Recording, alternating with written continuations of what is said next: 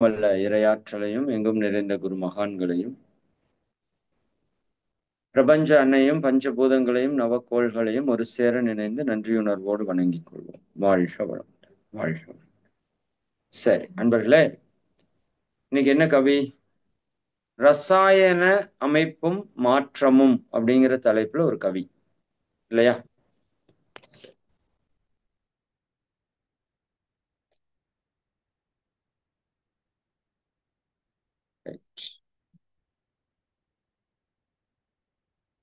அதாவது மகரிஷி அவர்கள் ஒரு மிகச்சிறந்த ஞானி.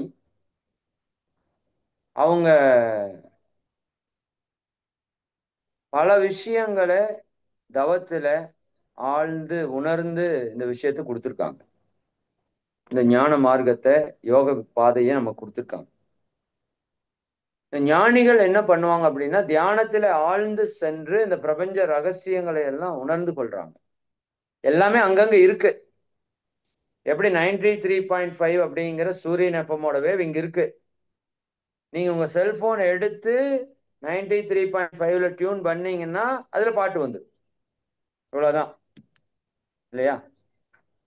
அது போல நம்ம மைண்ட் ஒரு மிகச்சிறந்த எஃப்எம் பாக்ஸ். இதை டியூன் பண்ணா இந்த பிரபஞ்சத்தில் இருக்கிற எந்த விஷயத்தையும் நம்மால எடுத்துக்கொள்ள முடியும். அந்த அளவுக்கு நம்ம பிரெயினுக்கு பவர்ஸ் இருக்கு.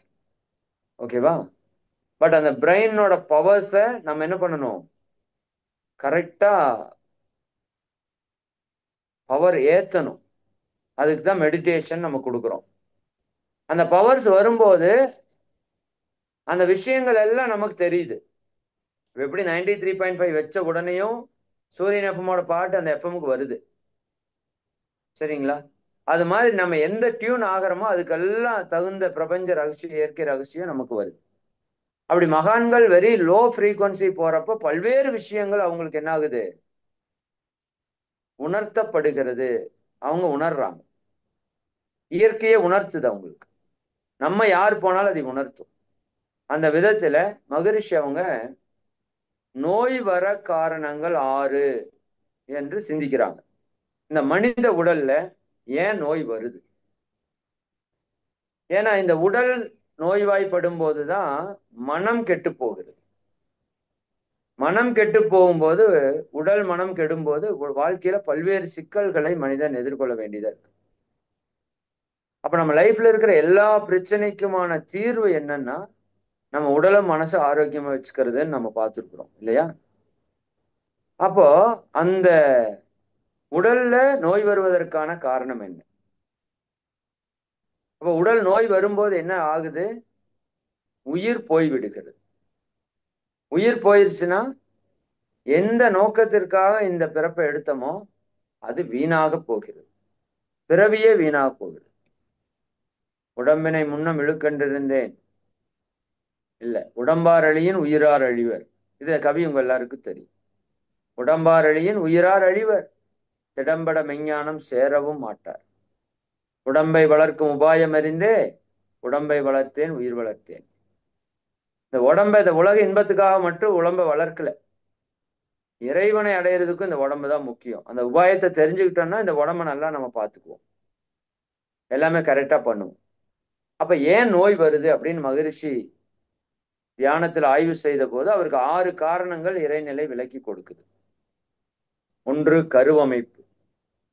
அவர் சித்தா ஆயுர்வேதா மருத்துவராக இருந்ததுனால அவருக்கு மருத்துவ ஞானம் அதிகம் அந்த உடலை பற்றி இல்லையா? அப்ப அந்த தெளிவுல நமக்கு ஒரு விஷயத்தை அவங்க புரிய வைக்கிறதுக்கு முயற்சி பண்றாங்க. முதல் விஷயம் என்ன? கருவமைப்பு. அதாவது ஒரு பெற்றோருடைய விந்து நாதம், அதில் இருக்கிற பதிவுகள், அதற்கு தகுந்த மாதிரி ஒரு குழந்தைக்கு அடுத்த ஜெனரேஷனுக்கு நோய்கள் உருவாகும். இதுல ரெண்டையுமே பார்க்கலாம். ஒரு பக்கம் நோயும் வரும், இன்னொரு பக்கம் ஆரோக்கியமும் இருக்கும். நோய் வர காரணம் இந்த 6 இருக்கிறப்ப நோய் வராமல் இருப்பதற்கான காரணம் இந்த 6 தான். அல்லது வந்த நோயை போக்குவதற்கான காரணமாக இந்த 6 நம்ம எடுத்துக்கலாம். 6ஐயும் பயன்படுத்தி நோயை போக்க முடியும். எந்த காரணத்தினால் நோய் வருகிறதோ அதை சரி பண்ணா நோயை போக்கிக் கொள்ள முடியும். அப்ப பெற்றோர்கள் நம்ம உடலையும் மனதையும் நம்ம எந்த மாதிரி ஆரோக்கியமா வச்சிருக்கிறோம், இன்னும் நம்மளுடைய எண்ணம் சொல் செயலெல்லாம் எந்த அளவுக்கு நல்லதா இருக்கு, தனக்கோ பிறருக்கோ துன்பம் கொடுக்காம இருக்கு, அதுக்கு தகுந்த மாதிரி அந்த கருவமைப்புல புண்ணிய பதிவு ரெக்கார்ட் ஆகும். அந்த புண்ணியம் அந்த குழந்தைக்கு வரும்போது அந்த குழந்தைக்கு ஆரோக்கியம் இருக்கும். அதே சமயம் அந்த கருமமைப்புல நிறைய பாவ கர்ம வினைகளை நம்ம செஞ்சிருந்தோம், நம்ம எண்ணத்தாலேயோ சொல்லாலேயோ செயலாலேயோ நிறைய தவறுகள் துன்பங்கள் தான் பட்டோ அல்லது மற்றவங்களுக்கு கொடுத்தோ இருந்தோம் அப்படின்னா அந்த கருமமைப்புல பாவப்பதிவு லோடாயும். இந்த ஏமாத்துறது, லஞ்சம் வாங்குறது, அடுத்தவன் பொருளை திருடிக்கிறது, பறிச்சுக்கிறது, பிறன்மனை நோக்கிறது, பேராசை, சினம், கடும்பற்று, முறையற்ற பால்வன், உயர்தான மனப்பான்மை, வஞ்சம், பொறாமை, வெறுப்பு, தற்பெருமை, அதிகார போதை, இன்பம், அதிகாரப்பற்று, தான்கிற பொருள் பற்று, தான்கிற அதிகாரப்பற்று, தனது என்று சொல்லக்கூடிய பொருள் பற்று, இதெல்லாம் நம்ம கருவமைப்பில் இருக்குது. அப்ப இந்த கருவமைப்பில் இருக்கிறதுக்கு தகுந்த மாதிரி ஒரு குழந்தைக்கு உடல்ல நோய்கள் உருவாகும். ஒன்று, சரிங்களா? இப்ப கருவமைப்பு சரியா இருந்தா குழந்தைக்கு நோய் வராது. ரெண்டாவது, உணவு வகை. நம்ம சாப்பிட்ற சாப்பாடு இருக்கு இல்லையா, சாப்பாடு உடம்புக்குள்ள போய் என்னவா மாறுது? ரசமா, ரத்தமா, சதையா, கொழுப்பா, எலும்பா, மஜ்ஜையா, வித்து சக்தியா, வித்திலிருந்து உயிர் சக்தியா, உயிரிலிருந்து காந்த சக்தியா, காந்தத்திலிருந்து மனமா, மனதிலிருந்து அதுதான் எண்ணமா, சொல்லா, செயலா, அதுதான் பழக்க வழக்கமா, அதுதான் கேரக்டரா, குணமாகவும் மாறுது, 16ஆகவும் மாறுது. யோசிச்சு பாருங்க. வெறும் சாப்பாடுன்னு நம்ம சொல்றோம். சாப்பாடு உடம்புல போய் ரசம், ரத்தம், சதை, கொழுப்பு, எலும்பு, மஜ்ஜை, வித்து, உயிர், காந்தம், மனசு, எண்ணம், சொல்லு, செயலு, எத்தனையோ மாறுது. அதான் கேரக்டர், பழக்க வழக்கம், வாழ்க்கையாவே சாப்பாடு தாங்க மாறுது. அப்புறம் நோயா மாறாதான் என்ன? அப்ப அந்த உணவு நல்லதே எடுக்கும்போது உடல் ஆரோக்கியமா இருக்கும். உணவு சரியில்லை என்றால் இந்த உடலிலே நோய்கள் உருவாகும். ரசம் கெட்டு போயிடும். நல்ல சாப்பாடு அளவோட முறையோட சாப்பிட்டா உடம்பு ஆரோக்கியமா இருக்கும். அளவின்றி முறையின்றி சாப்பிடும்போது மிகினும் குறையினும் நோய் செய்யும் சொன்னது போல, சாப்பாட்டுலயும் எச்சா போனாலும் கம்மியா போனாலும் முறை மாறி போனாலும் உள்ள உருவாகிற ரசத்திலிருந்து, ரத்தத்திலிருந்து, சதை, கொழுப்பு, எலும்பு, மற்ற எல்லாத்திலையும் பாதிப்பு ஏற்படும், நோய்கள் உருவாகும். உணவு வகை நோய் உருவாக்குறது ரொம்ப முக்கியம். இந்த 3 விதமான குணங்கள் சொல்லுவாங்க இல்லையா, சாத்விக், ரமோ, தமோ, ரஜஸ் குண உணவுகள்.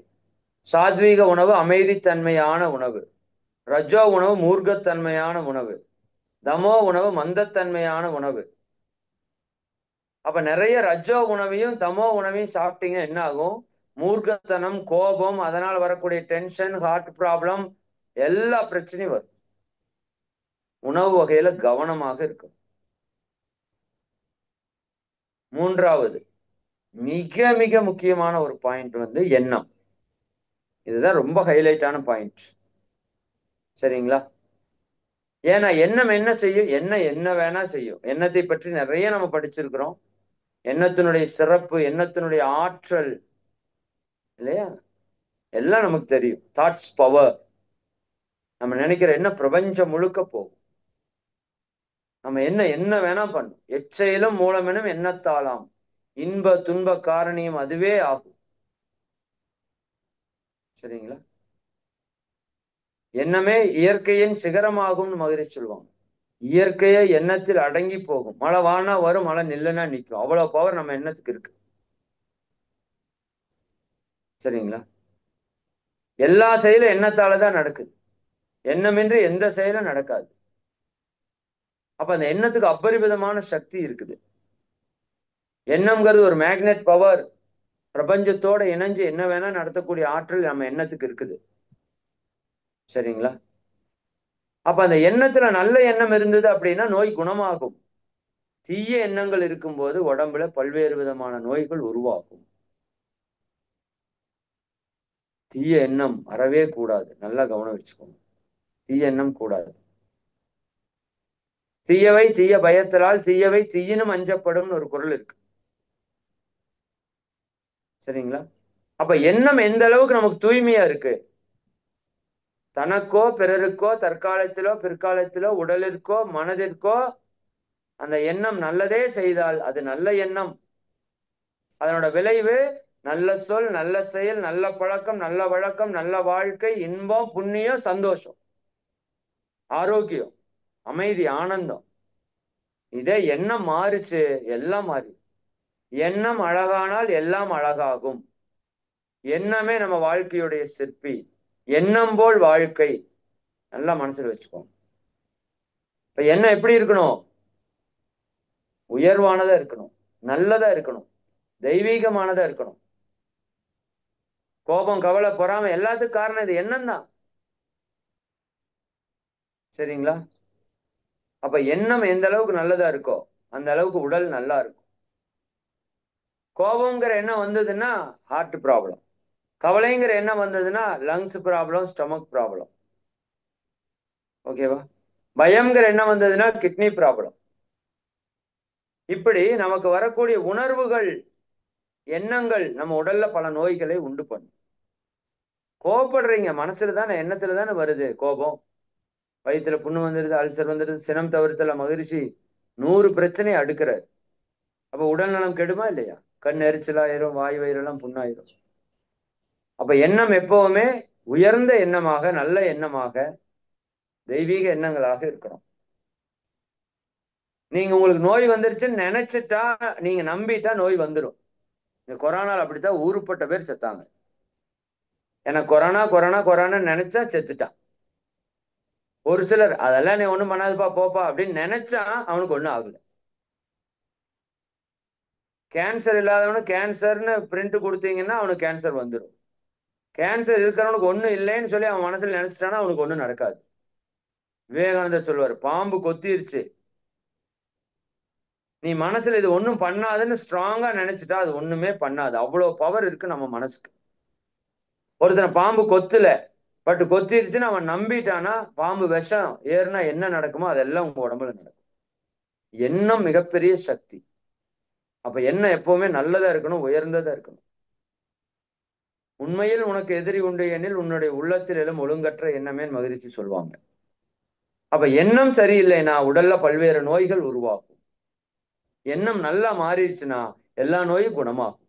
கேன்சரே இன்னைக்கு குணமாகுது எண்ணங்கள் நல்லா மாறும்போது. செய்கை அப்படின்னா செயல் என்று அர்த்தம். என்னங்க? செய்கைனா செயல், நம்ம செய்யக்கூடிய செயல்கள், எல்லா செயலுமே. இப்ப ஒருத்தர் புகைப்பிடிக்கிறாரு, தீய செயல். தனக்கோ பிறருக்கோ துன்பம் கொடுக்கிற செயல், தீய செயல், பாவம், துன்பம், விளைவு நோய். ட்ரிங்க்ஸ் பண்றாரு, தீய செயல். அது மட்டும்தானா? எச்சா சாப்பிட்றீங்க, தீய செயல். எச்சா தூங்குறீங்க, தீய செயல். காலையில நேரத்துல எந்திரிக்கிறது இல்ல, தீய செயல். லேட்டா எந்திரிக்கிறீங்க, நேரம் கழிச்சு தூங்குறீங்க, தீய செயல். கண்ணு எரி செல்போன் பாக்குறீங்க, தீய செயல். புரியுதா? அளவுக்கு அதிகமா வேலை பார்க்குறீங்க, தீய செயல். அப்ப செயல் தீயது நடக்க நடக்க உங்க உடம்புல நோய்கள் உருவாகும். சரிங்களா? அப்ப நம்முடைய செயல்கள்ல நம்ம கவனமா இருக்கணும், நல்ல செயல்களை செய்யணும். இப்ப எல்லாருக்கும் ஏன் நோய் வருது? கண்டதை திங்கிறோம், கண்ட நேரத்துல தூங்குறோம், கண்டதை நினைக்கிறோம், கண்டதை பேசுறோம், தேவையான யோசிக்கிறது இல்லை, செயலை மாத்தி மாத்தி செய்யறோம். நான் அடிக்கடி சொல்லுவேன், இது வெப்ப தேசம், அமெரிக்கா குளிர் தேசம். அப்ப இங்க பண்றது அங்க பண்ணக்கூடாது, அங்க பண்றது இங்க பண்ணக்கூடாது. அவங்க கோட் ஷூட் போட்டா கரெக்ட், செயல் கரெக்ட். இங்க கோட் ஷூட் போட்டா வெந்து போய் செத்து போயிடும். அவன் அந்த இடத்துல ட்ரிங்க்ஸ் கொஞ்சம் குடிச்சானா பரவாயில்ல, அந்த குளிருக்கு குடிச்சாதான் பொழைக்க முடியும். கொஞ்சமா குடிக்கிறான் அவன், 5 மில்லி குடிக்கிறான், இங்க 1/2 லிட்டர் வாங்கி குடிக்கிறான், உடம்பெல்லாம் வீணா போயிடும். புரியுதா இல்லைங்களா? அங்க சோஃபா வேணும், பெட்டு வேணும், கட்டல் வேணும். ஏன்னா அங்க குளிர், உட்கார்ற இடம் சூடா இருக்கணும், உடம்பு சூடாகணும். ரெக்ஸின் போட்டு பண்ணாதான் சூடு வரும். அவன் பண்றது கரெக்ட். கீழே படுத்தானா விரைச்சுக்கும். கட்டல் போட்டு படுத்தான் கரெக்ட். இங்க வெப்ப தேசம், கீழே தான் படுக்கணும், கீழே தான் உட்காரணும். நமக்கு சோஃபா சேர் தேவையில்லை. நம்ம தப்பா செயல் செய்யணும். அங்க உணவு சூடு பண்ற உணவு சாப்பிடணும். அவன் உடம்ப தேநீர் குடிக்கணும். தேநீர் அவனோட உணவு. இங்க முதல்லயே வெப்ப தாங்க முடியல. இங்க தேநீர் குடிச்சா எச்சா சூடாகி உடம்புல நோய் வரும். அவங்க லெக்கின் போடலாம், உடம்பு சூடாகும். இங்க லெக்கின் போட்டா உடம்பு கொதிச்சு நோய் வந்து. அப்ப இதெல்லாம் அடிப்படையான விஷயம். புரியுதுங்களா? ஒரு பல்லு விளக்குறப்ப பேஸ்ட் யூஸ் பண்றோம். அதுல பல்வேறு விதமான கெமிக்கல் இருக்கு. நாக்குல எடுத்தோடனே காலங்காத்தால கெமிக்கல் விட்டீங்கன்னா நோய் வரும். ஒரு சோப்பு யூஸ் பண்றோம், தீய செயல். ஒரு ஷாம்பு யூஸ் பண்றோம், தீய செயல்.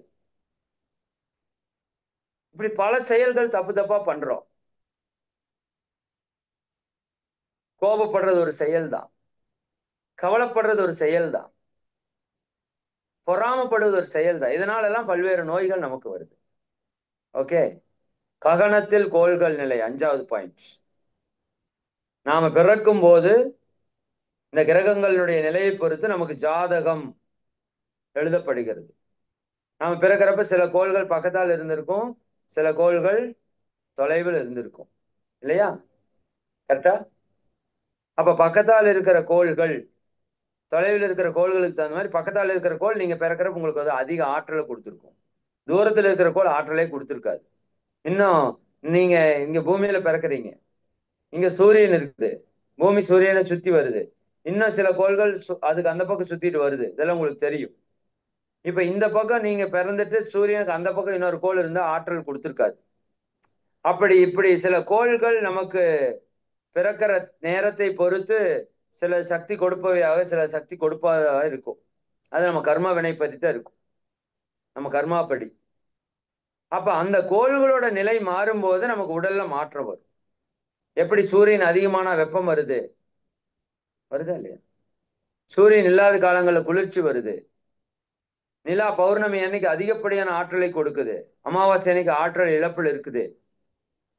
இப்படி ஒவ்வொரு கோள்ல இருந்து வரக்கூடிய ஆற்றல் நம்ம உடல்லையும் மனதையும் தாக்கத்தை ஏற்படுத்தும். அதுல நம்ம கர்ம வினை சரியில்லைன்னா அதுல சில நோய்கள் அது உருவாக்கும். அதே கர்ம வினை நல்லா வச்சிருந்தோம்னா அது நம்ம நோயிலிருந்து காப்பாற்றும். சரிங்களா? கடைசியா இருக்கிறது சந்தர்ப்பத்தால் வரும் இயற்கை நிகழ்ச்சிகளின் மோதல், சடன் ஆக்சிடென்ட்ஸ். சில இடத்துல சந்தர்ப்ப சூழலால இயற்கை நிகழ்ச்சியில நமக்கும் அதுக்கும் ஆக்சிடென்ட்ஸ் ஆயிரும். அதனால சில இயற்கை சீற்றங்கள், இதனால் நமக்கு நிறைய உடல் பாதிக்கப்படுறதுக்கு வாய்ப்பு இருக்கு. இந்த 6 காரணம் தாங்க உலகத்திலேயே நோய் வர்றதுக்கு காரணம். இது தவிர காரணமே இருக்காது. நீங்க வேணா அனலைஸ் பண்ணுங்க, எப்படி சுத்தினாலும் இதுக்குள்ளதான் வரும். நோய் வரணும்னா ஒரு மனுஷனுக்கு இந்த 6 காரணம் தான். சரி, இந்த 6 என்ன பண்ணும் அப்படின்னா, இந்த 6மே ஒரு விஷயத்த பண்ணும்.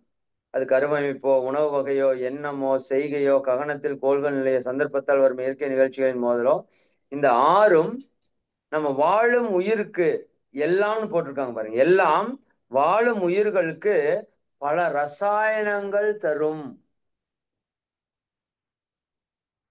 எண்ணத்துல நீங்க நினைக்கிறப்ப உள்ள ரசாயனங்கள் மாறும். இப்ப புளியங்காய் நினைச்சிட்டா ரசாயனம் மாறும் வாயில, உடம்புல. பாம்பை நினைச்சீங்கன்னா வேற மாதிரி ரசாயனம் சுரக்கும். ஒரு குழந்தைய நினைச்சா ரசாயனம் சுரக்கும். சந்தோஷமா இருக்க நினைச்சா ரசாயனம் வேற மாதிரி சுரக்கும். துக்கமா இருக்க நினைச்சா வேற மாதிரி சுரக்கும். ஒரு ஃபைட் சீன் பாத்தீங்கன்னா வேற மாதிரி சுரக்கும். ஒரு அழுகாட்சி பாத்தீங்கன்னா வேற மாதிரி சுரக்கும். நீங்க என்ன நினைச்சாலும் எதை பார்த்தாலும் உங்க உடம்புக்குள்ள ரசாயனம் சுரக்கும். அப்படி கருவமைப்பாலே ரசாயன மாற்றம் வரும். உணவினாலே ரசாயன மாற்றம் வரும். உணவு சாப்பிட்ற பொறுத்து, காரமா சாப்பிட்ட ஒரு மாதிரி ரசாயனம் சுரக்கும், உப்பா சாப்பிட்ட ஒரு மாதிரி ரசாயனம் சுரக்கும், சாத்விக உணவு சாப்பிட்ட ஒரு மாதிரி ரசாயனம் சுரக்கும், தமோ உணவு, ரஜோ உணவு, கார வகைகள், மசாலா பொருள் சாப்பிட்டா ரசாயனம் சுரக்கும், எண்ணங்களால ரசாயனம் சுரக்கும், செயல்களால ரசாயனம் சுரக்கும். ககனத்தில் கோள்கள் நிலையால் நம்ம உடம்புல நிறைய ரசாயன மாற்றம் ஏற்படும். சந்தர்ப்பத்தால் ஒரு ஆக்சிடென்ட் ஆகிற மாதிரி உங்களுக்கு வந்து நிறுத்தினான்னா என்ன ஆகும்? சர்க்காகுது, வயிறை புரட்டுது, வாந்தி வந்துடுது, பேதி ஆயிடுது, யூரின் போயிருது. நிறைய பேருக்கு பயத்துல ஆக்சிடென்ட்டே ஆகல, அது மாதிரி ஒரு சூழல் வந்தனுமே உடம்புல ரசாயன மாற்றம் நடக்குது. அப்ப இந்த ஆறுமே என்ன பண்ணும்? வாழும் உயிர்களுக்கு பல ரசாயனங்கள் தரும், மாற்றும். இந்த ரசாயனங்களை கொடுக்கும், ரசாயனத்தை மாற்றமும் செய்யும். இதுல தரமொக்க இன்ப துன்பம் தகுந்த அளவாம். நம்ம குவாலிட்டி இருக்கு இல்லையா, நம்ம கர்மா, இந்த தரத்தை ஒக்க அது இன்பமாகவோ துன்பமாகவோ இருக்கும். இந்த ஆறுல ஏதோ ஒண்ணுல சக்தி அதிகமாய், இதில் ஒரு சக்தி மீறி பெருகி இரத்த சுழல் தடுக்க அது நோயாய் மாறி பின்னும் அதிகரித்து விட மரணமாகும். புரிஞ்சதுங்களா? எப்ப மரணம் வருது? இரத்த ஓட்டம், வெப்ப ஓட்டம், காற்றோட்டம் தடையாச்சுன்னா வழியாகி, வழி நோயாய், நோய் மரணமாகுதுன்னு சொன்னீங்களா, அதே கான்செப்ட் தான், கொஞ்சம் டிஃபரெண்டா பாக்குறோம். இந்த ரத்த ஓட்ட, வெப்ப ஓட்ட, காற்றோட்ட தடைக்கு என்ன காரணம்? ரசாயன மாற்றம், கெமிக்கல் சேஞ்சஸ் நம்ம உடம்புல நடக்குது. அப்ப அந்த கெமிக்கல் சேஞ்ச் நடக்கிறப்ப என்ன ஆகுது? உடல்ல பல்வேறு விதமான நோய்கள் உருவாகிறது. சரிங்களா? அப்ப இந்த ஆறுலையும் கவனமா இருக்கணும். இந்த ஆறையும் சரி பண்ணிட்டா உடம்பு ஆரோக்கியமா இருக்கும். கருவமைப்பு, அம்மா அப்பா கொடுத்த கருவமைப்பு, நல்லா தவம் பண்ணுங்க, தவம் பண்ணுங்க. ஆக்கினை, துரியம், துரியாதீதம், நல்லா தவம் பண்ணுங்க. அந்த கருவமைப்பில் இருக்கிற பாவப்பதிவு எல்லாம் கழியறக்க ஆரம்பிச்சு. நல்லா பிறருக்கு தொண்டு செய்யுங்க, கருவமைப்பில் இருக்கிற பாவப்பதிவு எல்லாம் கழியறக்க ஆரம்பிச்சு. நல்லா பயிற்சி பண்ணுங்க, கருவமைப்பு சரியாயிடும். ஓகேவா? இதுல 3 வந்து இயற்கை காரணம், 3 வந்து செயற்கை காரணம். இயற்கை காரணம்னா இயற்கையா இருக்கிறது, செயற்கை காரணம் நம்மளா செய்யறது. கருவமைப்பு நம்ம செய்யல, ஆல்ரெடி நமக்கு இயற்கையா வந்தது. ககனத்தில் கோள்கள் நிலை நாம் ஒண்ணு வைக்கல, இங்க இங்க இப்படி இப்படி இருக்கணும், அது தானா வந்தது. இயற்கை நிகழ்ச்சிகளின் மோதல், கடைசியா சொன்னது சந்தர்ப்ப மோதல், ஆக்சிடென்ட்ஸ், அதுவும் இயற்கையா நடக்கிறது. இந்த 3 இயற்கை காரணம். உணவு, எண்ணம், செய்கை, இந்த 3 செயற்கை காரணம். உணவு, எண்ணம், செய்கை, இந்த 3 செயற்கை காரணம். நீங்க இப்ப நினைச்சா இந்த 3 சரி பண்ணலாம். இப்ப சரி பண்ணலாம். இப்போ மணி 1:36, இப்ப சரி பண்ணலாம். உணவு, எதை சாப்பிட்டா நல்லதோ, எப்படி சாப்பிட்டா நல்லதோ அப்படிதான் சாப்பிடுவேன்னு முடிவு பண்ணணும். பசிக்காம சாப்பிடக்கூடாது, வாயை மூடி மென்னு சாப்பிடணும், நல்ல சாப்பாடு உமிழ்நீரோட கலந்து சாப்பிடணும், கூழா குடிக்கணும், கீழே உட்காந்து சாப்பிடணும், கீழே ஒரு மேட் போட்டு சாப்பிடணும், சாப்பிட்றப்ப தண்ணி குடிக்க கூடாது, முன்ன பின்ன அரை மணி நேரத்துக்கு பின்னாடி தான் தண்ணி குடிச்சுக்கணும். சரிங்களா? குளிச்சுட்டு சாப்பிடக்கூடாது, சாப்பிட்டுட்டு 2.5 மணி நேரம் கழிச்சு தான் குளிக்கணும், குளிச்சுட்டு ஒரு 10 நிமிஷம் 5 நிமிஷம் கழிச்சு சாப்பிடணும், பசிச்சு தான் சாப்பிடணும். இதை நீங்க முடிவு பண்ணுனா இப்பவே உங்க வாழ்க்கையில, இப்ப 100% நோய்க்கு 6 காரணம்னா கிட்டத்தட்ட 18% இப்போ உடனே போயிடும். இன்னொரு 18% எண்ணம் நல்லதா வச்சுக்கணும், எப்பவுமே நல்லது, எல்லாம் நன்மைக்கு. சரிங்களா? உயர்ந்த எண்ணம், நல்ல எண்ணம், எல்லாருக்கும் நல்லது பண்ற எண்ணம், பொறுமை, விட்டு கொடுத்தல், சகிப்புத்தன்மை, தியாகம், உண்மை, நேர்மை, சத்தியம், நல்லதா நினைங்க, நல்லதா வச்சுக்கோங்க. இன்னொரு 18% சரியாயிடுச்சு. இன்னொரு செயல், இனிமேல் நான் கெட்ட செயல் செய்யறது இல்லை. அது எந்திரிக்கிறதுல இருந்து தூங்குறது வரைக்கும் எல்லா செயலும் நல்ல செயலா செய்வேன். இந்த 3 நம்ம கையில இருக்கு, இப்பவே மாத்தலாம். 50% நோயை இப்பவே உங்க லைஃப்ல இருந்து தூக்கி வீசிடலாம். இன்னொரு 50% கருவமைப்பு, ககனத்தில் கோள்கள் நிலை, ஆக்சிடென்ட்ஸ், இயற்கை நிகழ்ச்சிகளின் மோதல், இதை நல்லா மெடிடேஷன் பயிற்சி தொண்டு செஞ்சீங்கன்னா அதையும் போக்கிக்கலாம். அப்ப 100% நோய் இல்லாம வாழ்ற வாய்ப்பு நமக்கு இயற்கை கொடுத்துருக்குது, குருமகான் கொடுத்துருக்குறாங்க. அதை நம்ம பயன்படுத்தி. சரிங்களா? ரொம்ப அற்புதமான கவி. கருவமைப்பு, உணவு வகை, எண்ணம், செய்கை, ககனத்தில் கோள்கள் நிலை, சந்தர்ப்பத்தால் வரும் இயற்கை நிகழ்ச்சிகளின் மோதல், எல்லாம் வாழும் உயிர்களுக்கு பல ரசாயனங்கள் தரும், மாற்றும், தரமொக்க இன்ப துன்பம் தகுந்த அளவாம். இதில் ஒரு சக்தி மீறி பெருகி இரத்த சுழல் தடுக்க நோயாய் மாறி பின்னும் அதிகரித்து விட மரணமாகும். சரிங்களா? ரொம்ப ஆழமான கவி, நல்லா மனப்பாடம் பண்ணி நம்ம லைஃப் சேஞ்சிங்கான வச்சுக்கோங்க. நோய், வலி, நோய், மரணத்துக்கான அடிப்படை ரசாயன மாற்றம். ரசாயன மாற்றத்துக்கு அடிப்படை 6 காரணம், செயற்கை காரணம் 6, இயற்கை காரணம் 6. இதை தெளிவுபடுத்திக்கோங்க, நம்ம லைஃபை சேஞ்ச் பண்ணிக்கலாம். சரிங்களா? ஓகே, மிக்க மகிழ்ச்சி. அனைவருக்கும் நன்றி. அனைவரும் அருட்பேர் ஆற்றல் கருணையினால் உடல் நலம், நீலாயுள், நிறை செல்வம், உயர்ப்புகழ், மெய்ஞானம் ஓங்கி, இறை உணர்வு, அறநெறி, கல்வி, தனம், தானியம், இளமை, வலிவு, துணிவு, நன்மக்கட்பேர் அறிவில் உயர்ந்தோர் நட்பு அன்புடைமை அகத்தவம் அழகு புகழ் மனித மதிப்புணர்ந்து ஒழுகும் பண்பு பொறையுடைமை எனும் பேறு 16 பெற்று பெருவாழ்வு வாழ்க. வாழ்க வளம். வாழ்க வளம். மிக்க மகிழ்ச்சி. அனைவருக்கும் நன்றி. வாழ்க வளமுடன். வாழ்க வளமுடன்மா நிறைவு பண்ணிக்கலாம். அன்பர்களே, இப்போ ஒரு அறிவிப்பு கொடுத்துருவோம். ஒரே நிமிஷமா. ஓகே, ஒரு ரெக்கார்டிங் புதுசா போடுங்க பார்க்கலாம்.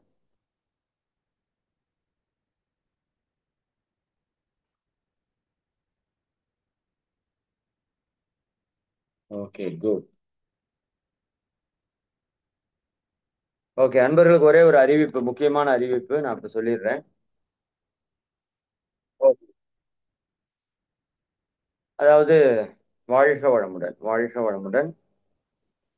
அன்பர்களுக்கு மிக முக்கியமான அறிவிப்பு.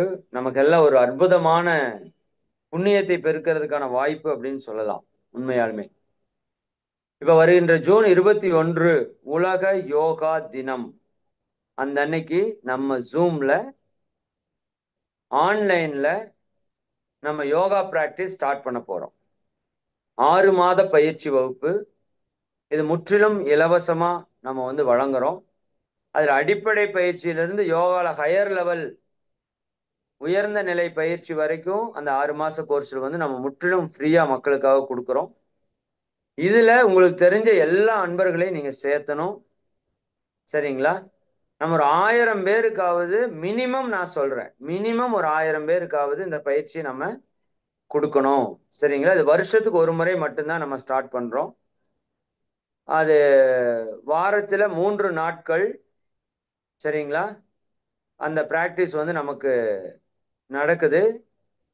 செவ்வாய் வியாழன் சனியில காலையில 10லிருந்து 11 வரைக்கும் நம்ம பிளான் பண்ணியிருக்கிறோம். சரிங்களா? அதனால அந்த வாய்ப்பை எல்லாரும் நிச்சயமா நல்லா பயன்படுத்திக்கணும். சரிங்களா? சரிங்களா? ஒவ்வொருத்தவங்களும் இந்த வாய்ப்பை நீங்க நல்லா பயன்படுத்திக்கோங்க. அதனால உங்களுக்கு தெரிஞ்ச எல்லா அன்பர்களுக்கும் இந்த தகவலை கொடுங்க. உலகத்துல எந்த மூலையில தமிழ் தெரிஞ்சவங்க இருந்தாலும் இந்த கோர்ஸை கத்துக்கலாம். ஜாலியா வீட்லயே உட்காந்துட்டு செல்போன்ல ஜூம்ல வாரத்துல 3 நாள் 10 to 11 சொன்னா அந்த டைம் கூட சிலருக்கு ஒர்க்கிங் டைமா இருக்கலாம். மத்தியானம் 12லேருந்து 1:30 அதுதான் இப்போ நம்ம ரெகுலர் நடக்குது டைம். ஓகே, சேஞ்ச் பண்ணிக்கலாம். மன்னிக்கணும். 12லேருந்து 1:30 எல்லாருமே மைண்ட் செட் பண்ணிக்கோங்க. 12லேருந்து 1:30 செவ்வாய் வியாழன் சனி வாரத்துல 3 நாள். ஜூன் 21 அன்னைக்கிலிருந்து ப்ரோக்ராம் தொடங்குது. 6 மாசம் கண்டினியூஸ் கோர்ஸ் இருக்கும். அதுல பேசிக்ல இருந்து ஹையர் லெவல் வரைக்கும் எல்லாமே சொல்லி கொடுத்துருவோம். சரிங்களா? 13 வயசுக்கு மேல இருக்கிற யாரு வேணா கலந்துக்கலாம். எல்லாரும் செய்யக்கூடிய மிக எளிய பயிற்சிகள், எல்லா மதத்திற்கும் பொதுவான பயிற்சிகள், எந்த இடத்துலையும் சிரமம் இல்லாத பயிற்சிகள், மிக அதிகப்படியான சக்தியை கொடுக்கக்கூடிய உடற்பயிற்சி, தியானம், காயகல்பம், இன்னும் நம்ம கேரக்டர் சேஞ்ச் பண்றதுக்கான பிராக்டிஸ், இயற்கை தத்துவ ரகசியங்கள், இயற்கை வாழ்வியல் முறைகள் என்று அற்புதமான விஷயம் எல்லாத்தையுமே அதில் நம்ம கற்றுக் கொடுக்குறோம். அதனால அதுல முதல்ல ஜாயின் பண்ற 1000 பேருக்கு மட்டும்தான் இந்த முறை வாய்ப்பு. போன தடவை 2000 பேருக்கு மேல ஜாயின் பண்ணாங்க. பட் முடிக்கிறப்ப கொஞ்சம் குறைவா முடிச்சாங்க. அதனால இந்த முறை ரொம்ப வில்லிங்கா இருக்கிற ஒரு 1000 பேருக்கு மட்டும் தெளிவா கொடுக்கணும். வருஷத்துக்கு ஒரு 1000 பேருக்கு பயிற்சி கொடுக்கணும்னு ஒரு திட்டமிடுறோம். அதனால இந்த வாய்ப்பை நீங்க எல்லாரும் நல்லா பயன்படுத்தி உங்களுக்கு தெரிஞ்சவங்க எல்லாத்துக்கும் ஷேர் பண்ணுங்க. இன்னைக்கு அல்லது நாளைக்குள்ள இதனோட போஸ்டர்ஸ் எல்லா குரூப்லயும் ஷேர் பண்றேன். எல்லாரும் உங்க வாட்ஸ்அப் டிபியில, ஃபேஸ்புக்ல, இன்ஸ்டாகிராம்ல எல்லாத்துலயும் ரெகுலரா வைங்க அந்த ஜூன் 21 வரைக்கும். இது நம்ம குருவுக்கு, இந்த சமுதாயத்திற்கு நாம செய்ய வேண்டிய ஒரு டியூட்டியா நீங்க எடுத்துக்கோங்க. சரிங்களா? எவ்வளோ பேர் நோய்கள்ல இருந்து குணமாகிறதுக்கு, குடும்ப பிரச்சனை, மனப்பிரச்சனையில இருந்து சரியாவதற்கு, குறிப்பா பொருளாதார துன்பங்கள், கடன் துன்பங்கள்ல இருந்து வெளிப்படுவதற்கு எல்லாத்துக்குமான ஒரு அற்புதமான விஷயம் இதுல கொடுக்குறோம். அதனால இந்த வாய்ப்பை நீங்க எல்லாரும் பயன்படுத்தி புண்ணியத்தை சேர்க்குமாறு அன்போடு கேட்டுக்கொள்கிறேன். வாழ்க வளமுடன். வாழ்க வளமுடன். அம்மா நிறைவு பண்ணிக்கோங்க.